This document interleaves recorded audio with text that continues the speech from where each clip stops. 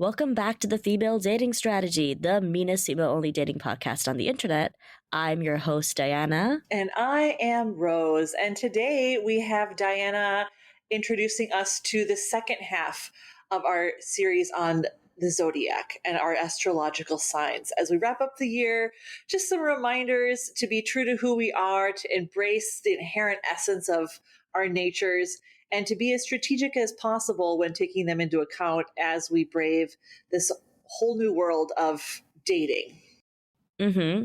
And so last time we covered the signs Pisces to Leo, and this week we're going to cover the signs Virgo to Aquarius. And I think that there's no better sign to start with than Virgo, because paying attention to the details is a bit of a Virgo specialty. Ooh. And yeah. Virgo is an earth sign. It is ruled by the planet Mercury. And Gemini is also ruled by Mercury, but the expression of Gemini and Virgo are very different. So where Gemini is like a social chatterbox who gathers information through communicating with other people, Virgo does a lot through observation. And so I think us women can learn a lot from Virgo, because Virgo is one of those signs that really does pay attention to the details and has a very high standard for themselves in general. Most of the Virgos I know are very meticulous about the things that they want and like in life. They have very, very particular taste. They can be very hypercritical. Oh, you know what? Like most of the people you know who are spectacular at their craft sometimes are Virgos. Like Michael Jackson was a Virgo, Beyonce is a Virgo, Zendaya, I believe, is a Virgo. You know, all of these like high achieving people who want their shit done a specific way, most likely they're a Virgo. Interesting. I'm just looking at the dates again. So Virgo is born between. It'll usually be late August to like early September. Okay.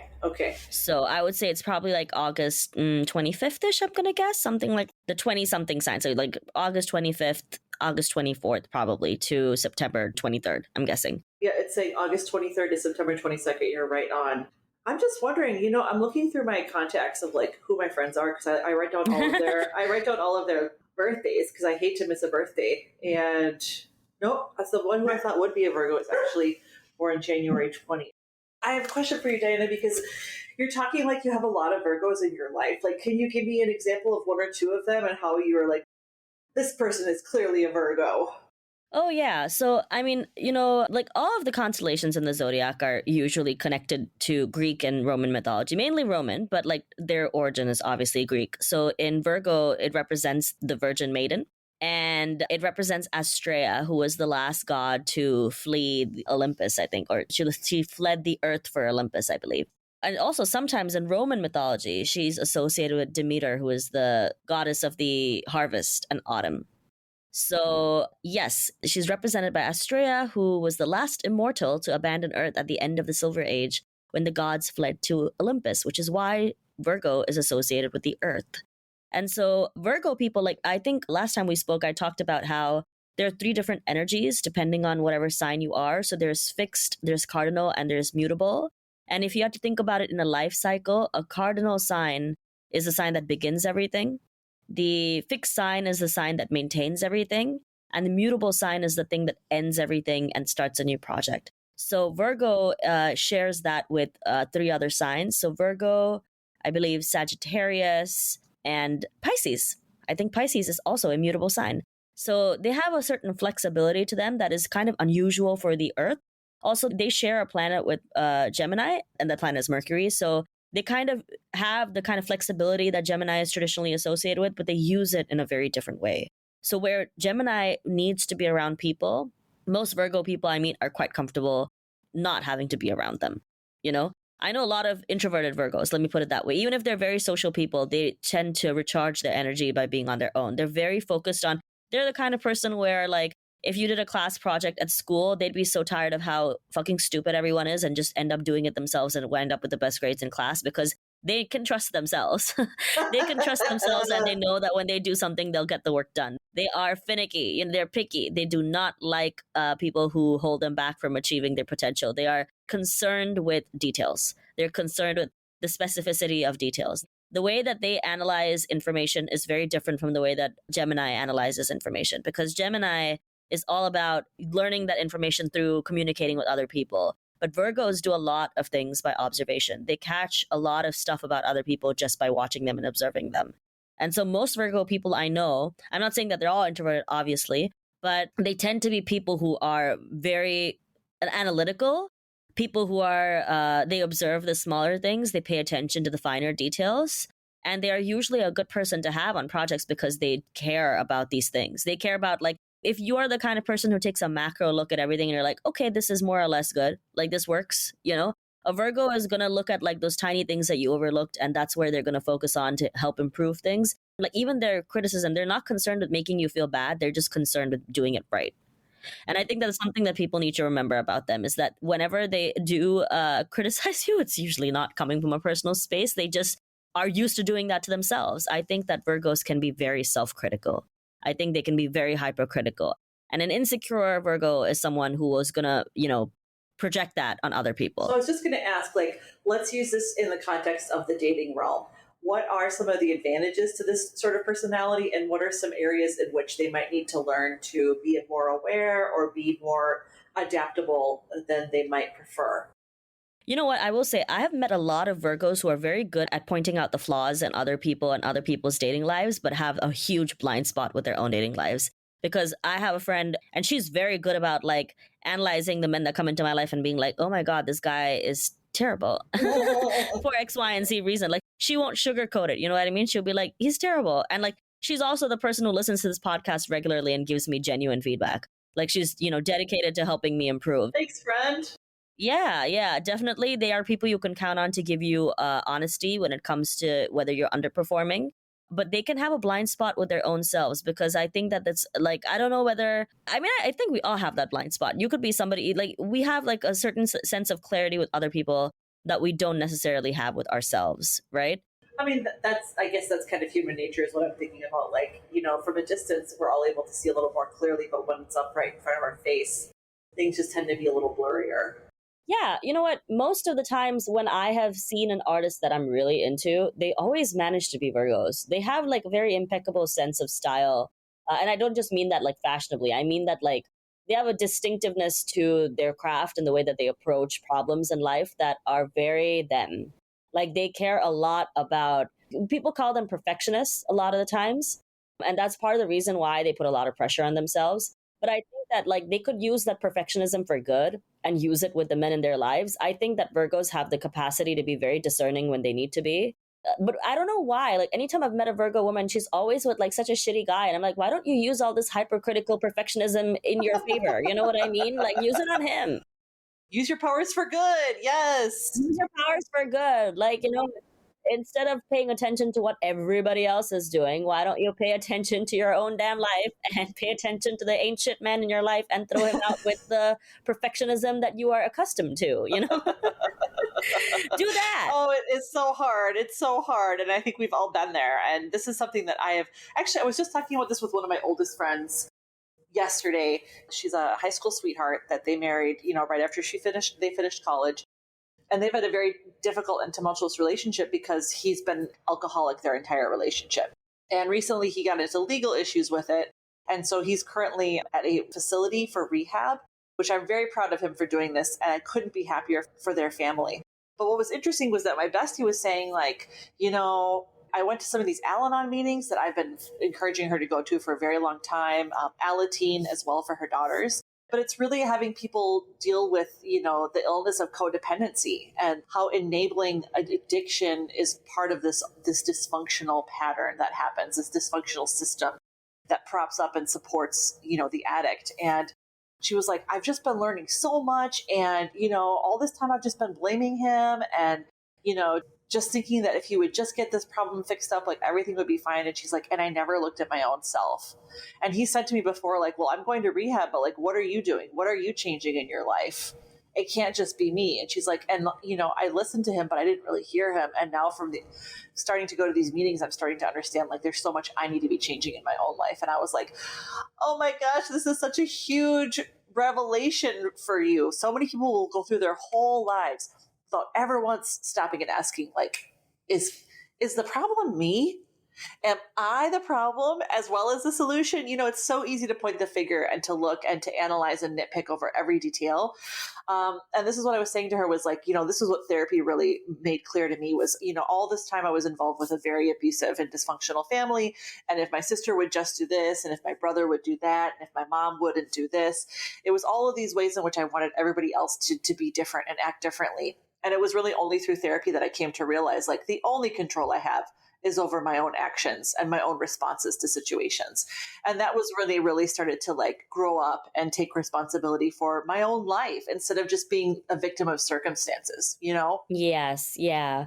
And I think that, that's where the fine line has to be drawn, because I think that, you mentioned nitpicky. Nitpicky is something I think a lot of Virgo people can be. I think that, when it is destructive and when it is not productive is when it's either extremely self directed. I think Virgo people can be their own harshest critics. They have to sometimes chill it and cool it with the extreme criticism. I think it's very hard for some of them to practice compassion for themselves just because they do have such a high standard for themselves. But, I think that's something that Virgo people have to watch out for with their own selves is the thing that you're being hypercritical about or hyperfixating on, is it something that is actually helping you, or is it something that's just making you feel like shit about yourself? You know what, Diana? You're actually making me wonder if maybe, you were saying that like Virgos are really good at pointing out to others what's going on and what's wrong with their relationship. But it almost makes me wonder if this is like if they're so hyper critical of themselves, maybe in their own minds, they're saying, well, I shouldn't be as critical of my partner because, I can't live up to my own standards. So remember, it's the sort of thing where you're like, well, I'm not perfect. So I should just love whoever loves me. And maybe it's that same attitude. I had a college friend who was a Virgo, and she broke up her engagement last year. And so she's like single right now, and she's actually going to come to my city. And I haven't seen her in years. Okay. So obviously, I was just doing like, I haven't spoken to her in a few years. I haven't seen her in a few years. So like, we do these like random catch ups where like it's just like, messaging on Instagram and stuff. But like, she's going to be in my town for like a wedding. And so she's just going to crash with me for a couple of days. But, we got talking about her life. And she was like, oh yeah, I just wasn't in like the space where I'm ready to be in another big relationship with someone, just because she had been with that person for a really long time. And she thought that, they were going down this path of marriage and stuff. And obviously that didn't happen. And then she was like, well, like just to be very clear and like have my cards on the table, I am in like a polyamorous situation. And immediately I was like, no, no.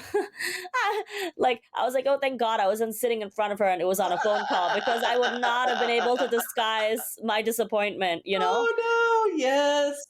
And like her whole excuse for it was like, oh, I'm not really looking for anything like seriously committed. And I was like, I mean, you can be in a monogamous dating situation with a person and still not be seriously committed. You know what I mean? Like the level of commitment should be proportional to the level of effort that like this person is putting and investing in you. And I didn't sugarcoat my feelings about that situation, because I said, frankly, I think it's a situation where men get women they don't deserve, and they have too much access to women that they don't deserve. I've very rarely seen a man who's emotionally mature enough to be able to handle the emotional needs of one woman, let alone 2, 3, 4, or 5, Very valid. Very valid. Absolutely. So that's just me being straight up plain, right? And this is a person who can be so discerning and so particular about all these other aspects of her life. But in this particular aspect, she's blind. And I do think that, yes, I agree with you. It comes from being like, well, I am so critical. Is it really that fair to be critical of someone else because I'm not perfect? But I will tell you, lots of Virgos don't struggle with thinking they're not perfect. Sometimes a lot of them have the impression that they're the only people with the right ideas and they're the only people with the right perspectives. That's got to be a tough row to hoe as a person. Some humility is required as well. And this is coming from a Leo. Okay, so take it with a grain of salt. Honestly, I feel like there are many people who would do better to embrace a little more ego death. And I say this right as a Pisces who's like had a million ego deaths because I just I'm too quick to look to myself as the root of all problems, and maybe more than I need to. Honestly, it is a balance. It's always a balance. It is a balance, right? It's like the sun and the moon, right? Yep. It's the balance between knowing when to be discerning and knowing when to be proud of yourself. It is the balance between knowing when to be confident and when to be humble. And both of these things are equally important, and and the strategy behind using them correctly is really a life skill that will benefit you in life. But it's something that is learned from experience. Life will humble you. If you make terrible choices with men, life will humble you. Sometimes life will fucking kill you, because if you spend time with the wrong man, you may not survive it. So this is why discernment is very important. And I don't think that discernment is something that Virgo people struggle with. I think that they just feel sometimes maybe that they can't apply a lot of their expectations onto other people. I will say, Virgo, you can expect whatever you want from men. I honestly think you need to pull in that Beyonce energy, not with the relationship front, because God knows. See, look, Beyonce is a great example of this, because she's so perfect about her career, but look at what she is with her man. You know what I mean? So I do think that there is some benefit in like learning to use that energy in not just your career, but also use it for the men in your life, because you know what? That's the time where you should be a bit of a perfectionist. I will say, Leo people, I think sometimes having a big ego helps us, because like the second a man loses interest in me and he's not willing to treat me the way he was in the beginning, I get bored. I get hella bored and I throw him away. Back with the other peasants. Out you go.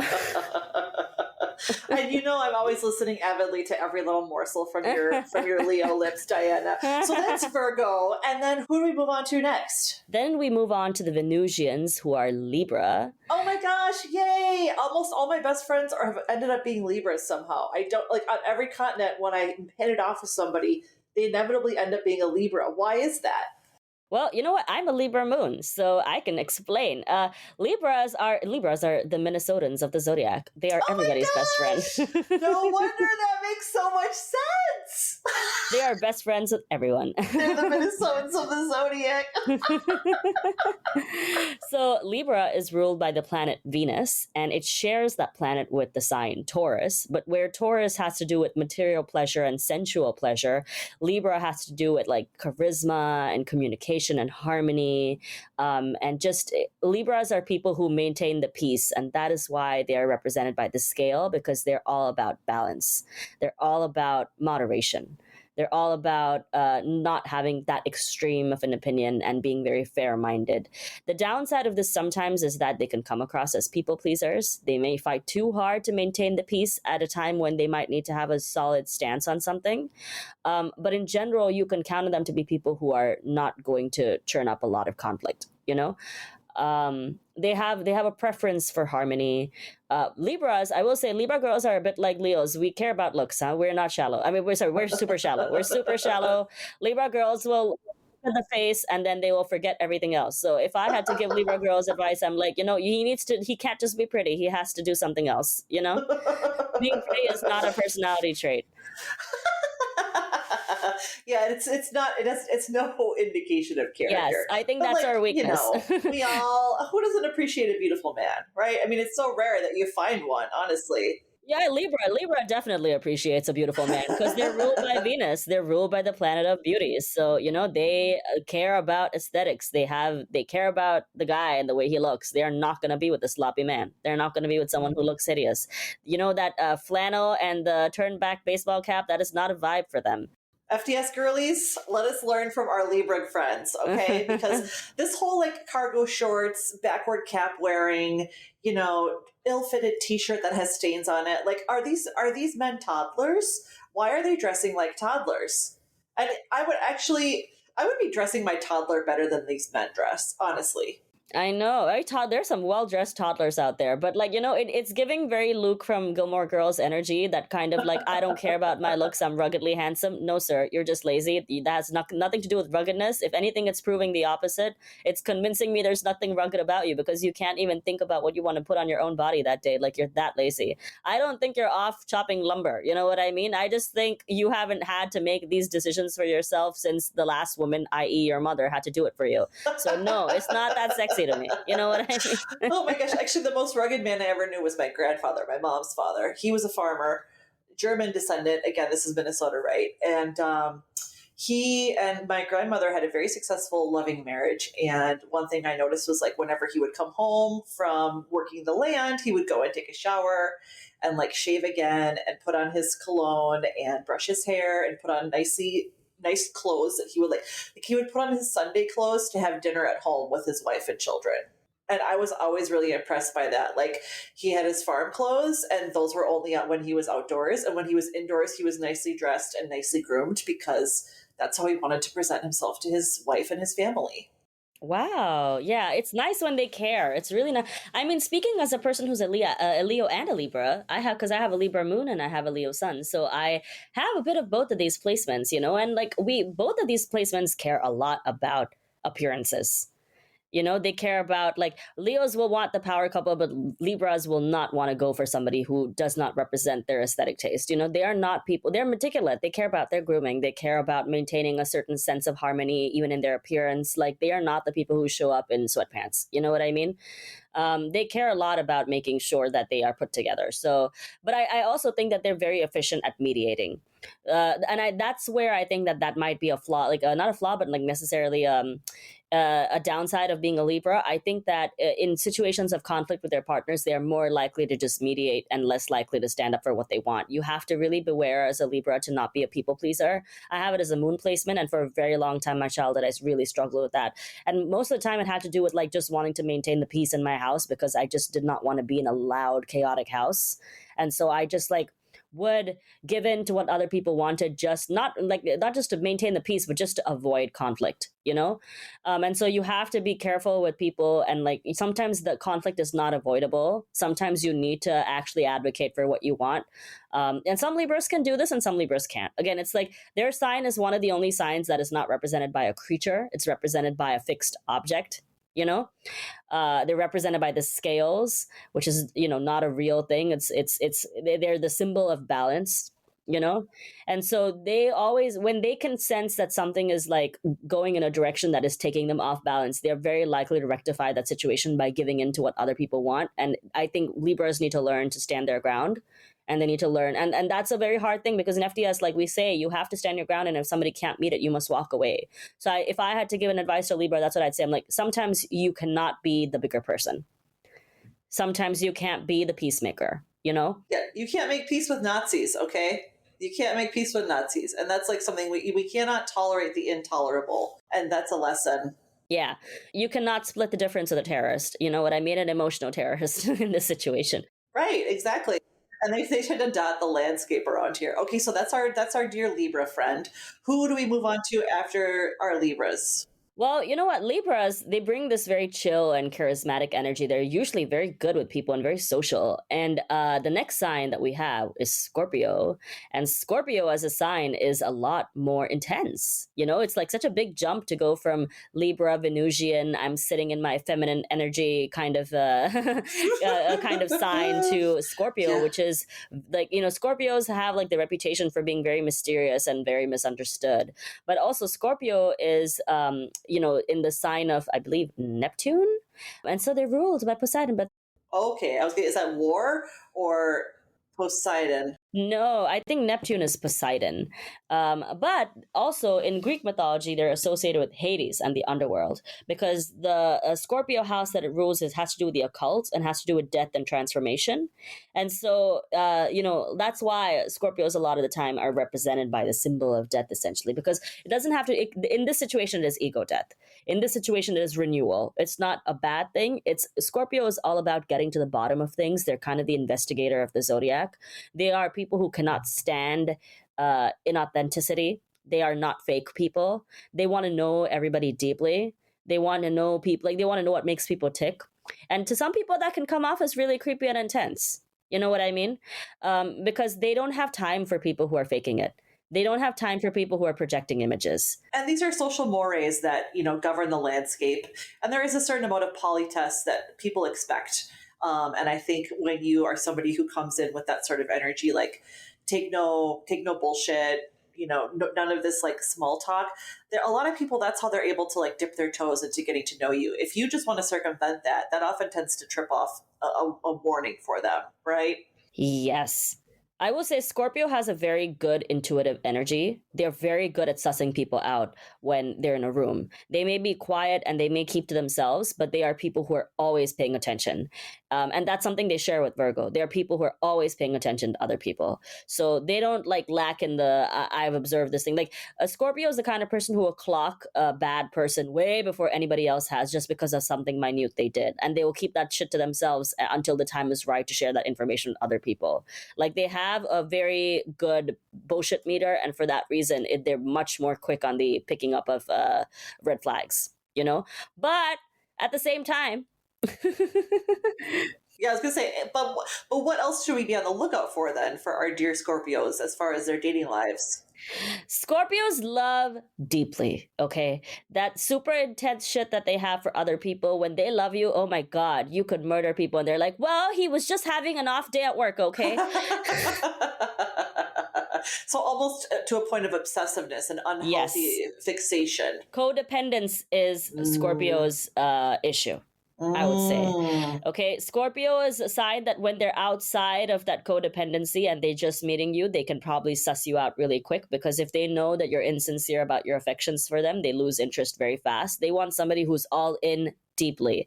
And so you have to be very careful to not attract love bombers or people who are trying to, you know, take advantage of the fact, hoodwink you into thinking that they are more committed than they actually are. So Scorpios are very vulnerable to like con artists and scam. Okay. Well, not necessarily con artists, but love con artists. The thing is, once they're attached, it's very hard for them to let go. You know what I mean? Like, they are people who love very deeply and want to be in a very, very intense love relationship with other people. They want like soul ties. You know what I mean? They don't like, they're not necessarily people who are like, I enjoy being in a casual situation.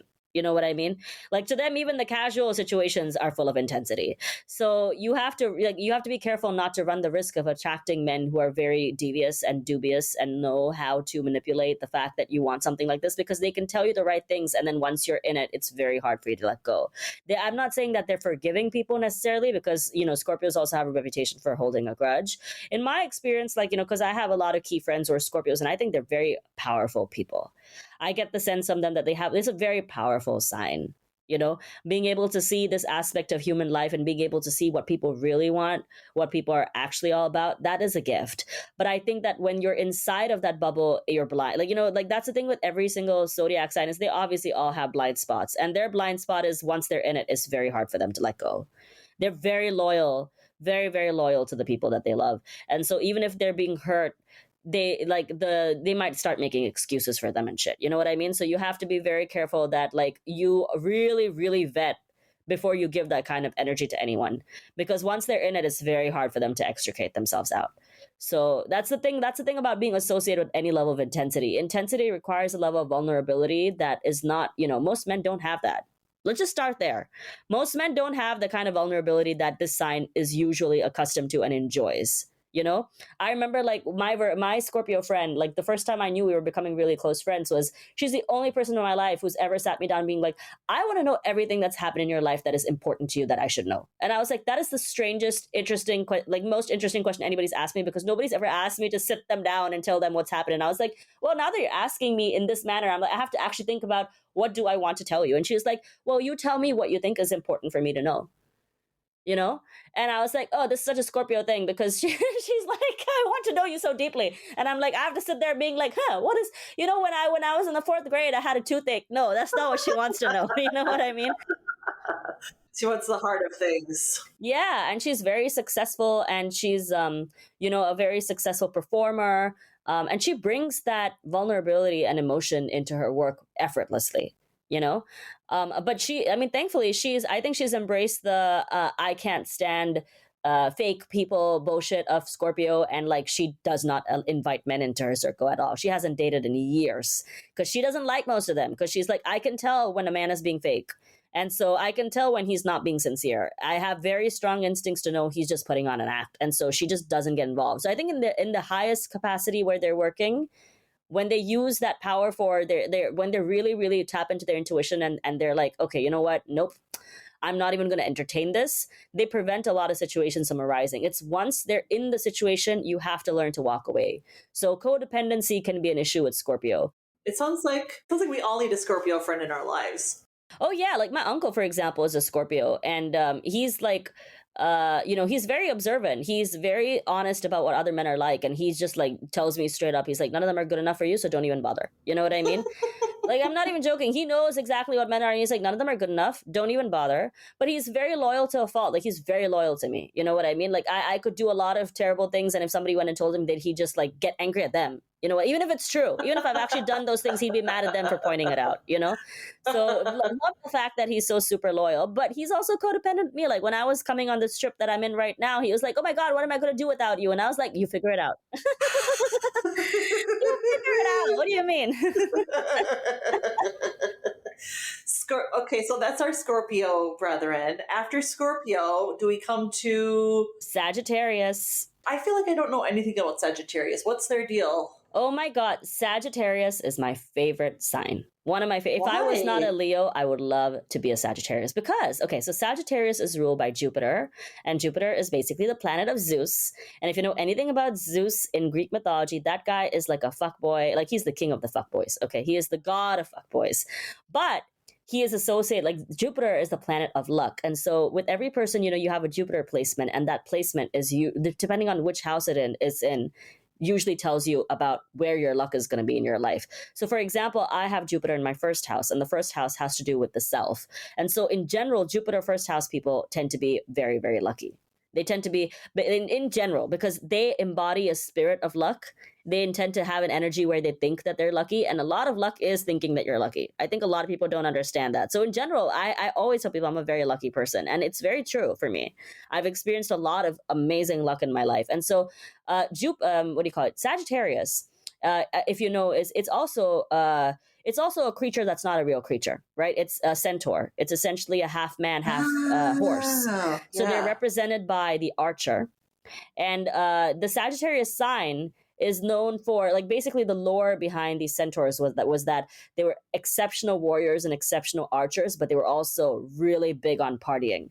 So they would party all night and we have no hangover and then go straight to the battlefields. And that is a very Sagittarian energy. Sagittariuses have boundless energy. They are ruled by high learning. They are ruled by adventure. They rule travel. They are people who are basically doing a lot of shit for the plot. And they have a lot of luck. My Sagittarian friends, oh my god, like I don't know where my Sagittarian friend is at any given point. You know what I mean? He's never in the same country ever. Like I'm like, oh yeah, what are you doing? And he's like, oh, today I'm in Portugal. And I'm like, what? I thought you were in England last week. He's like, yep, I'm in Portugal now. And then the next week he's like in Greece. He's like, never, you can never catch them in the same place. They're like lightning. You know what I mean? You will never catch them in the same place twice. They're also associated with bachelorhood. I will say, as much as I get along with my gay Sagittarian male friend, I'm sort of terrified of Sagittarian men because they have a reputation for being very non-committal.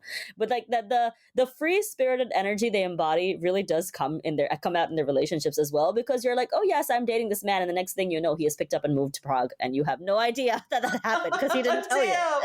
Right. So they are very ruled by their sense of adventure. And they're really good risk takers. Like they're very fearless, much like the centaurs and like the creatures that represent them. They're very fearless people.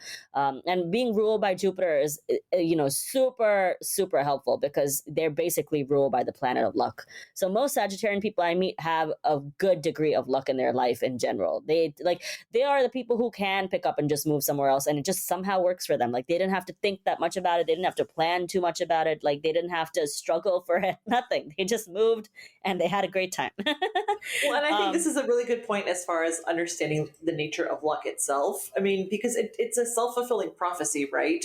And this is something where it's a lot easier to be fearless when you are always so assured that like luck is on your side.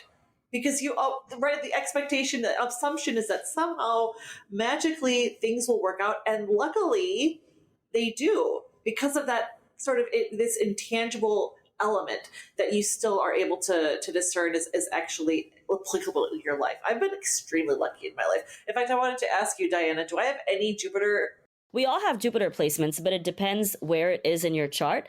At the end, I'll tell you where your Jupiter placement is because I don't remember off the top of my head. But every single person has a Jupiter placement. It might not necessarily be in Sagittarius. If it is, it's usually a good thing because that means Sagittarius is in its own house, its own planet. But usually, like my Jupiter is in Libra. Yeah, but it's in the first house, and so it's very prominent in my personality as well. Like Libra is very prominent in my personality, and also I just tend to be a very lucky person because again, it has to do with selfhood. So this is a person who traditionally, if it's in your first house, it affects all the other houses because what really affects your luck more than anything is your belief in your ability to attract good things. And I think it's something that like we should take from the Sagittarian spirit is part of the reason why they're so successful is they take a lot of risks and they genuinely do believe that it works out because they never cling on and ruminate too much about when things don't go their way because they probably have just as many losses as the rest of us, but they're not usually people who are fixated on their losses. They're a mutable sign, just like Pisces, just like Gemini, just like Virgo. And so they have this flexibility and this like flow to them that's just like I don't linger on the negativity, much like Zeus is like the king of the gods, right? He's a person who can take any kind of executive action because everybody just has to follow him, right? He is the ultimate leader and he gets to do whatever the fuck he wants. Now, obviously in Greek mythology, he uses it for evil. But part of the reason why he rules this particular sign and Jupiter is basically Zeus is because this is a person who just does things. He just takes those risks. Like he doesn't like that's one of the downsides of Sagittarius as well, is sometimes they may not think through the consequences of doing things. Like doing things for the plot, you can only get you so far in life in terms of luck, but it can also backfire immensely in that you must plan out things too. You do have to take pause every now and then and take stock and be like, is this a wise decision? But the good thing is Sagittarius is a sign that learns through experience. They're experiential learners. They are not people who you will see glued to a book. Even though they do rule higher learning and like wisdom and travel, they tend to be people who learn through their experiences with other people. So in my experience with other Sagittarians, they tend to be very quick studies. The other really good thing I like about them is they're very generous people. I've never met an like a stingy Sagittarius. They're very, very loose with their purse strings. But I will say that they need women, Sagittarius women, that money is yours. Okay. Don't be buying men all this shit. So spend that shit on your female friends instead. Spend it on your Leo friends. They appreciate it. That's what I'd say. So that's our Sagittarius. Who do we have left that we're going over today? We have two more. We have the next sign, which is a little bit more serious, but also a sign I really like. It's Capricorn. So Capricorn is ruled by the planet of Saturn. And Saturn is a bit of an obstacle giver. Okay. Saturn, is Capricorn similar to Sagittarius, is also an experiential learner. But I will say that where Sagittarius has an abundance of luck being ruled by Jupiter, Capricorn learns the hard way. And so Capricorn is a sign that can't really fuck around. And so it's one of the hardest signs to be besides Pisces. Pisces, because they have a little bit of everyone. And so they have an endless capacity to empathize. But Saturn ruling your planet is kind of a hard sign to a hard situation sometimes because they cannot mess around. Things come back to bite them. Saturn is the most strict with his own children because Saturn in Greek mythology is basically represented by Kronos, who is Zeus's father.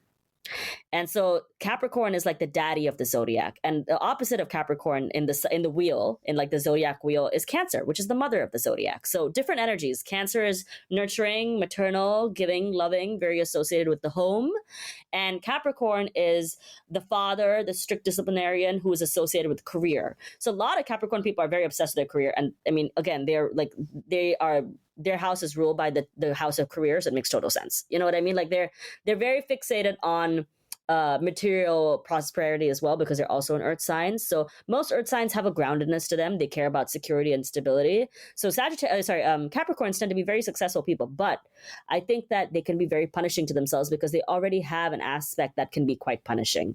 And so they have to be careful not to be overtly hurtful with themselves because they will learn those lessons anyway. Any person that has like a Saturn placement somewhere in their big three, life has given them, like they have gone through the school of hard knocks. Okay. So with Capricorns, like the decisions they make hit them much, much harder. And so a lot of Capricorns have a very serious demeanor because they've had to go through some things in life that have forced them to grow up in ways that other signs have not had to deal. Like it's a very opposite energy to Sagittarius, where Sagittarius is like just crazily doing things that, like, Sagittarius moves like a child that is in a candy store for the first time.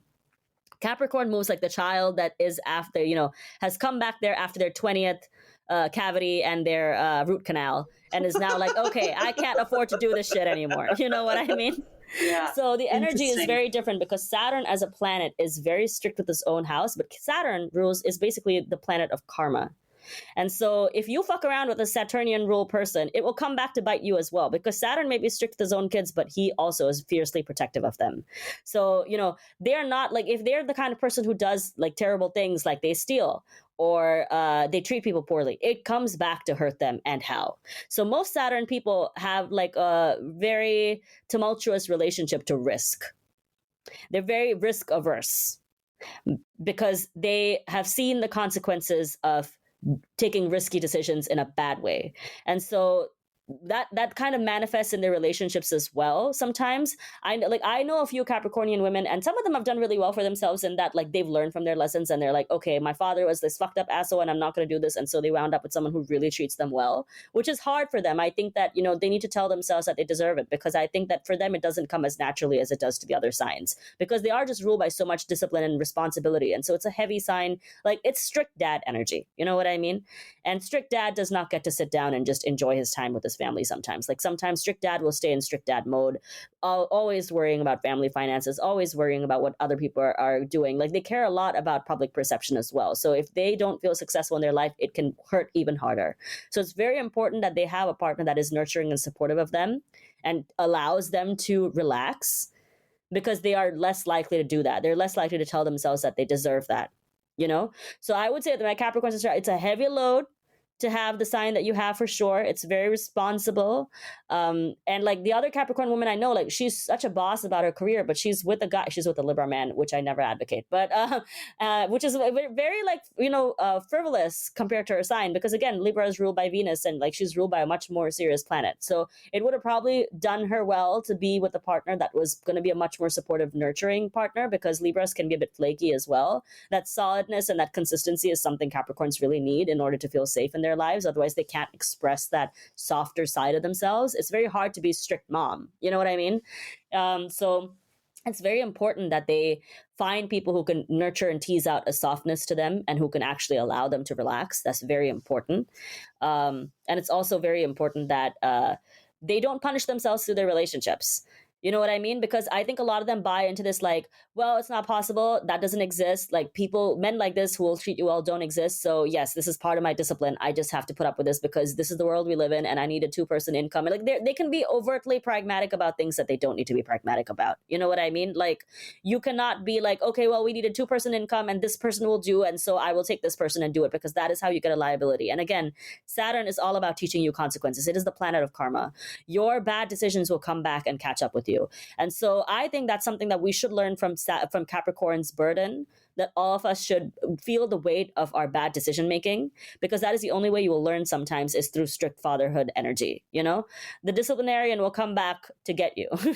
Well, nobody appreciates it, but at the same time, it's like sometimes that's the only way lessons get through. Yes, exactly. We are very strict here. We have a Saturnian influence with women. I think we're very, We have a Saturnian bent. Yes, we are not very Jupiterian in this regard. Like we're not just telling you to do shit for the plot and rely on luck. We're telling you to have strategy, and Capricorn is also very good at strategy. They're very good at these kinds of extremely pragmatic ways about navigating their life. That's usually not a thing that they struggle with. They're usually quite on top of their careers. Like I know a Capricorn who's like a big person in the UN now.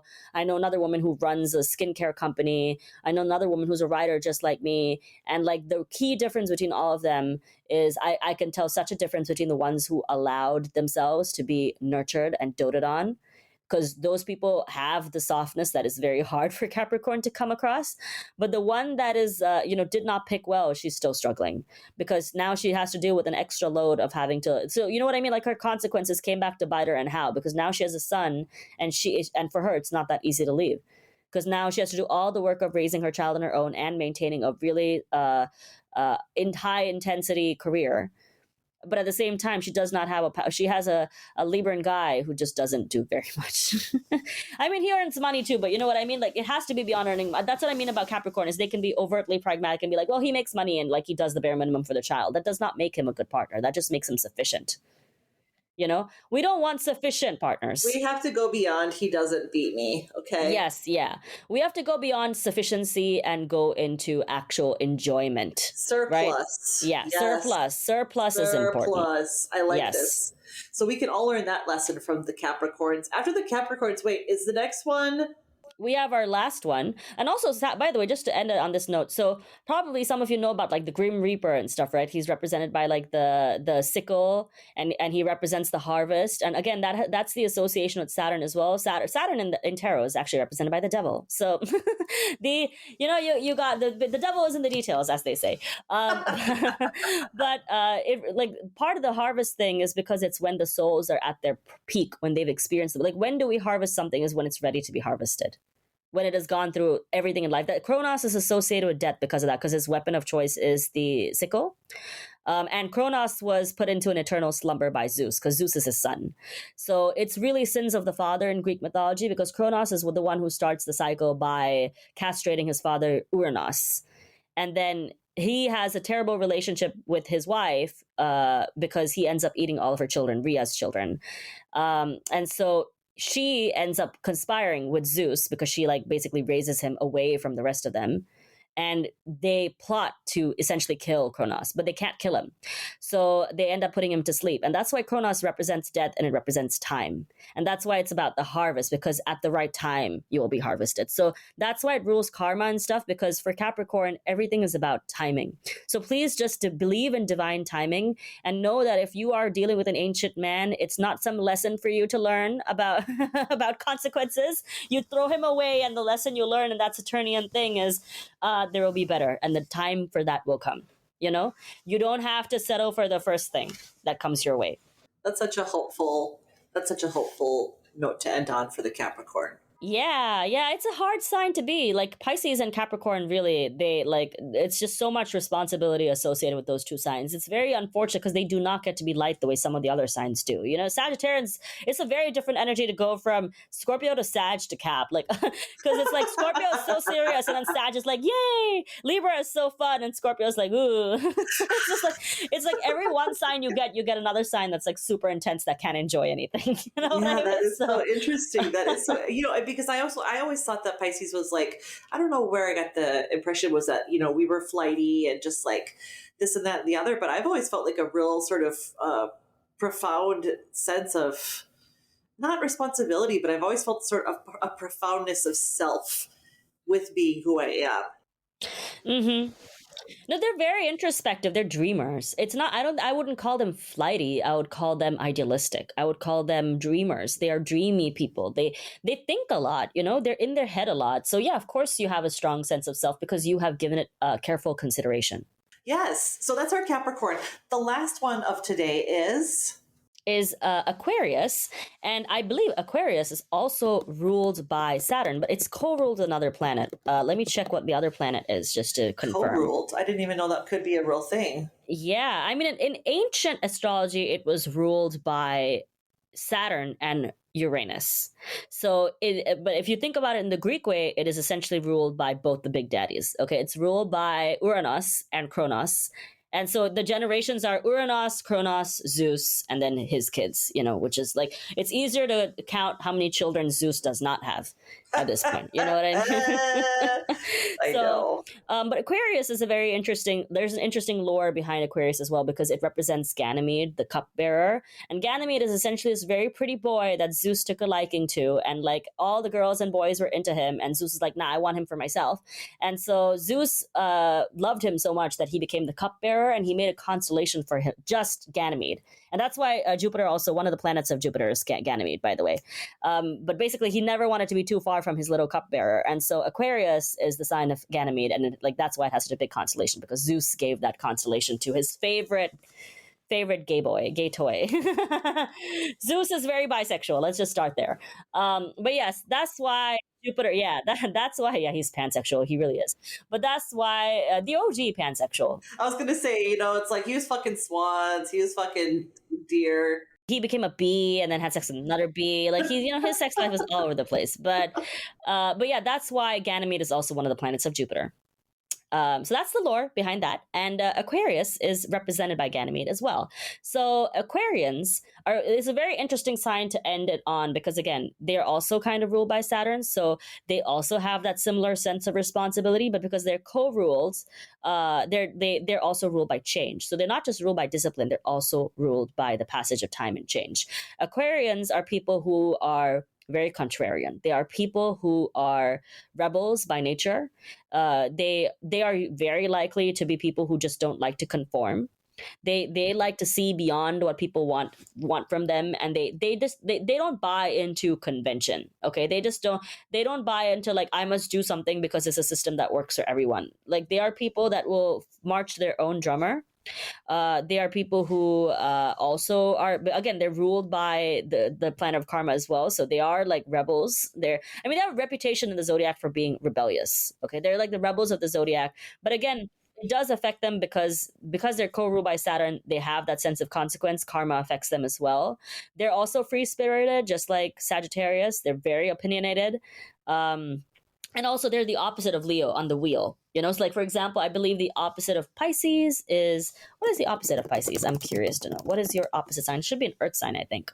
I think it's probably Virgo. Yeah. So your opposite is Virgo, Yeah. So Pisces is like the water sign that's associated with the broader spiritual picture, but like Virgo is a very practical and grounded sign. So in a similar way, Leo is about like it's a regal sign. It's a sign that loves to hear from people and loves to be in community with other people. But Aquarians are people who want to stand on their own.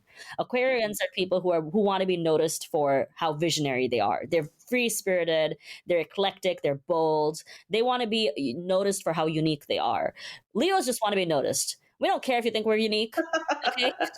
It's very different. So we're more connected to people in the sense that like we want to be acknowledged by people. Aquarians are okay to be acknowledged by people, even if it's for something negative. You know what I mean? Because they're like, I want to be known for not conforming to what other people want of me. They are not people like if you tell them, oh, you just do things just like so well the way everyone else does, they will be offended because they were not trying to do that. But I also think that they are the true humanitarians of the zodiac because a lot of them tend to have an activist streak. A lot of them I know a lot of Aquarian friends of mine who are very into the environment and very into like they have a social issue or a cause that they care about and they devote a lot of their time to it. There are people you notice immediately because they just have a very unique way of expressing themselves. But again, there is a certain detachment and aloofness that comes from being an air sign because they're a fixed air sign, and by nature, air is not a very fixed element. So they can be kind of stubborn and rigid in the expression of their uniqueness, let me put it that way, because that's the downside of being a rebel. Sometimes when you stand outside of the lines and you don't want to be in community with other people just think of you as a eccentric weirdo. And sometimes it works for you, like if you're like an old granny who just chooses to wear all green and like really funky New Yorker style granny that's like, oh yes, I love that. What a yes. cute old lady, you know what I mean? But like if you're doing it just because you have to be separate from other people, it can also isolate you. So you have to be careful because that's the downside of Leo from the other end, and that Leos tend to want public approval. And so we have to be careful not to constantly seek it. It's like a double whammy when you're like a Leo and a Libra, because again, comes back to people pleasing. You have to not compromise your sense of self for other people. But Aquarians don't do that. They don't tend to compromise themselves for other people. But the detachment that comes from being an air sign can also make them lack empathy for other people. So you have to be careful. Like some of the Aquarian women I know, they're really badass, but also there's been a lot of times where I've had to point out to them, I'm like, yeah, that was not the most empathetic way you could go about doing that. You know what I mean? They can be very detached. They think macro level. So they're not thinking about individual action and like every single thing is going to affect someone. They're just thinking about like, well, this is not the most efficient way to do this. How can we do this on a macro level? So you have to be careful. Not like Pisces never struggles with this, right? Because Pisces, having a little bit of everyone makes them so in tune to what other people need. They're so empathetic. They're overtly empathetic. It would be, I think, for a Pisces, it would be very hard to understand Aquarian because an Aquarian does not have that kind of thought process.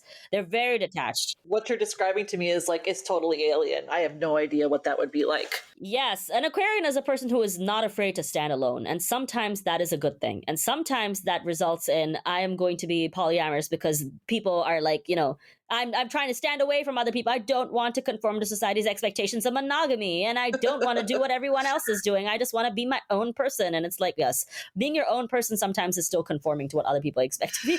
Well, I was going to say, conforming, like, if you don't want to, you're still conforming to certain expectations. Yes. I mean, you're still conforming to catering to a man first, because I've never seen a polyamorous situation in which all the women are not catering to one man, You know what I mean? In fact, you're submitting to the most traditional patriarchal structure by that metric, because polygamy is something that existed in a lot of societies, and that basically meant that there was a bunch of emotional labor being done by 4 or 5 different women for one man. So if anything, you're way more traditional than a person who's doing monogamy. You know what I mean? Hear that, Aquarius? Who are you trying to kid? Yeah, you're being traditional by conforming to these. Like, that's the thing, right? It's so funny. My cousin has this expression. She's like, "You can't be so open minded that your brains fall out." And I love that. Yes, absolutely. And it's so true, because it's like you can be open minded to the point of being foolish. Right, because it's like that. What is it? The bell curve of the politics or whatever. It's like the circle, what is it? The shoehorn theory or whatever, where it's like you turn so far left, you wind up back right. Yes, yes. That's what this is. It's like I'm trying to not conform and be so modern. I wind up with something even more traditional than the thing that I should have just seen.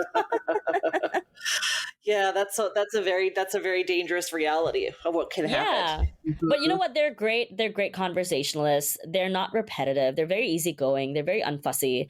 There's like a lot of good things about them. But I think that, again, they should be careful with like not being. Sometimes it's okay to just be a bitch. Okay. I want to say this to everyone, not just to Aquarius, but sometimes it's okay to be like, I just want things done a specific way. Learn from Virgo. You know what I mean? It's okay to say, I just want to do things a specific way, and men just have to put up with it.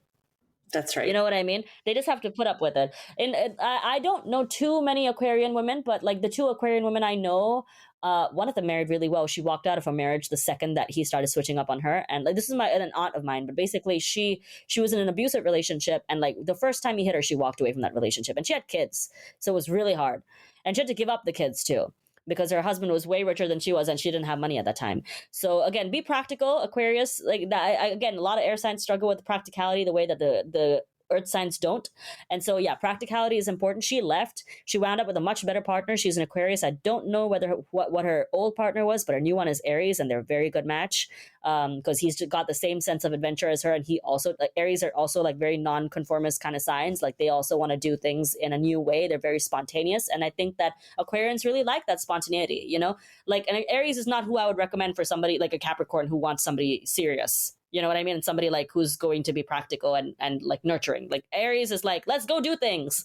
Let's see the world, And like the 2 of them, they've traveled everywhere and done everything. Like they're much older, like in their 60s or something now. So very, very good match. And I think that, again, she had a strong, like I said, Aquarians don't struggle with having a sense of self. It is very, like, they will never stray from their convictions and their values. They are passionate about being around people that think like them. It's just that there's not that many people that think like them.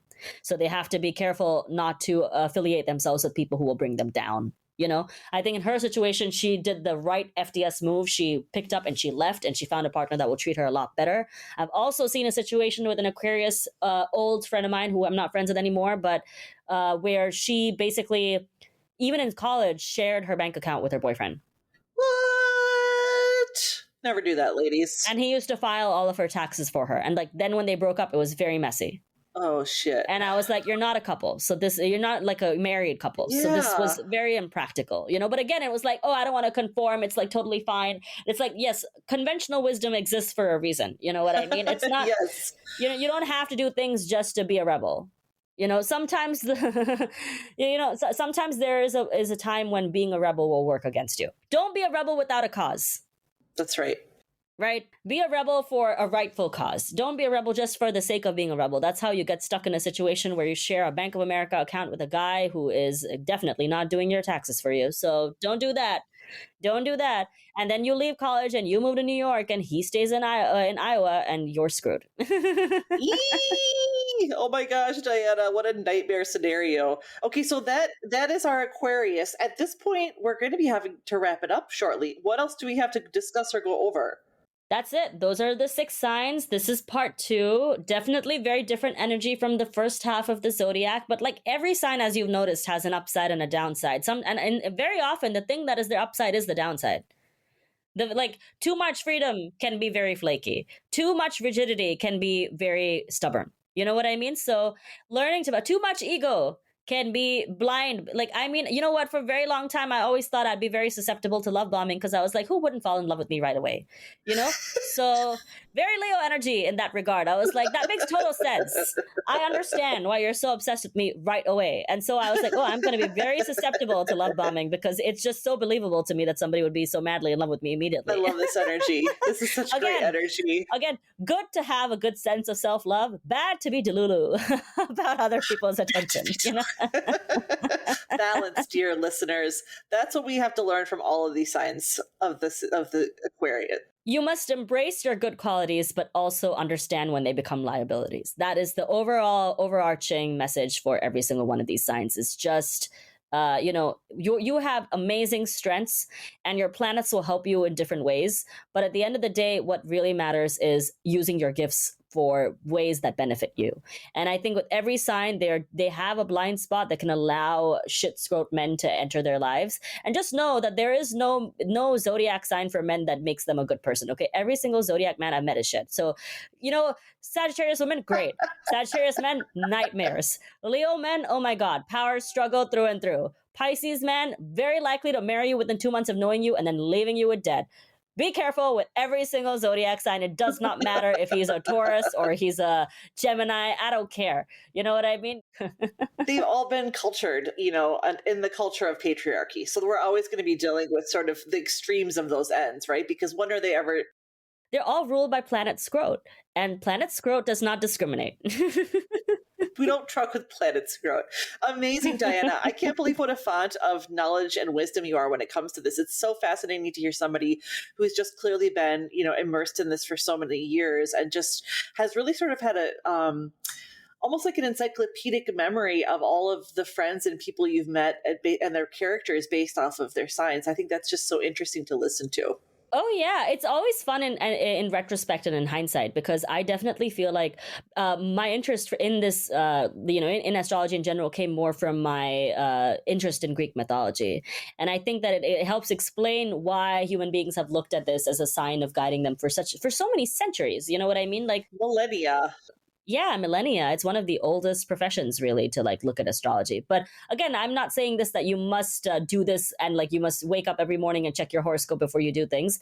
I'm saying it more as a look at this and think about your own gifts and think about what you succeed in and take what resonates with you. Because again, your sun sign is not all that makes up your personality. You got all these other placements in other houses. Like I'm a Libra too. I'm a Virgo too. I have a Virgo rising. You know what I mean? Like I have a bit of everything. So do you. So I believe you have a Gemini moon or something. You have Gemini rising. I remember you have a Gemini placement. So yeah, you are very good at communicating, because obviously you have that in your chart as well. And I mean, you're Pisces too. Like you have all the planets of good communication. So it's not like not a surprise to me at all. Not a surprise to me at all that you're good at this. But like look at everything that embraces you and then be like, what are your strengths? And like really be honest. I think people lack honesty with their flaws. You must be ruthless with your flaws as well, so that you can minimize for error and so that you don't end up in situations with terrible people. And that's our show for today. Diana, I'm so pleased and so proud of you. What a masterclass you've given us all. Thank you. I think it was fun. It was so fun. I really enjoyed it. Yeah. But I hope that everybody has a really good holiday season. As I said, we wanted to keep it super light.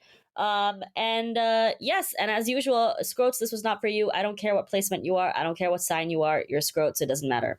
Die mad. Planet Scrote tells you to die mad. The end. The end. Thanks, everybody.